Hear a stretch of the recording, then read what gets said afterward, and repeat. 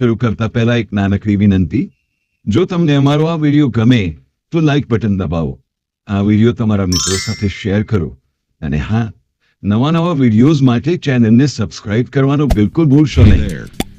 Subscribe to my channel. And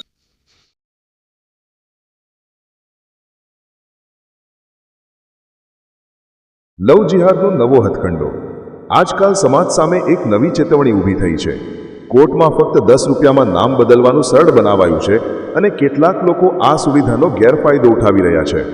એક આમિર અલી અમિત મહેશ્વરી બની જાય છે, ખોટી ઓળખ સાથે સમાજમાં પ્રવેશ કરે છે અને પછી આ ઓળખના આધારે આધાર કાર્ડ, આઈડી અને કાગળો તૈયાર કરી છોકરીઓને ફસાવાનું ષડયંત્ર ઘડે છે.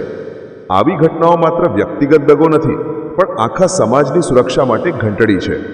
જૈન, અગરવાલ, મહેશ્વરી જેવા હિન્દુ સમાજોમાં ખોટા નામે પ્રવેશીને યુવતીઓને લક્ષ્ય બનાવવું એ કોઈ સામાન્ય ઘટના નથી, એ એક સુયોજિત કાવતરું લાગે છે. પ્રશ્ન એ છે કે શું ઇસ્લામ કોઈને ખોટી ઓળખ બનાવીને જીવનસાથી ફસાવવાની મંજૂરી આપે છે? શું ધર્મના નામે છેતરપિંડી કરવી યોગ્ય ગણાય? અને જો આ રીતે સમાજમાં ઘૂસણખોરી વધશે તો ભવિષ્યમાં છોકરીઓની સુરક્ષા કઈ રીતે સુનિશ્ચિત થશે? સમય આવી ગયો છે કે સમાજ જાગૃત થાય, સાવચેત રહે અને કાનૂની વ્યવસ્થાને કડક બનાવે. ફક્ત 10 રૂપિયામાં નામ બદલવાની છૂટછાટ હવે એક ગંભીર હથિયાર બની ગઈ છે. કોર્ટ, સરકાર અને સમાજ ત્રણેયને મળીને વિચારવું પડશે કે આ ગેરવ્યવહાર સામે કઈ રીતે તીખા પગલાં લેવામાં આવે. આ ફક્ત એક વ્યક્તિનો મુદ્દો નથી, આ તો આખા સમાજની ઇજ્જત, સંસ્કૃતિ અને વિશ્વાસ પર ઘાત છે.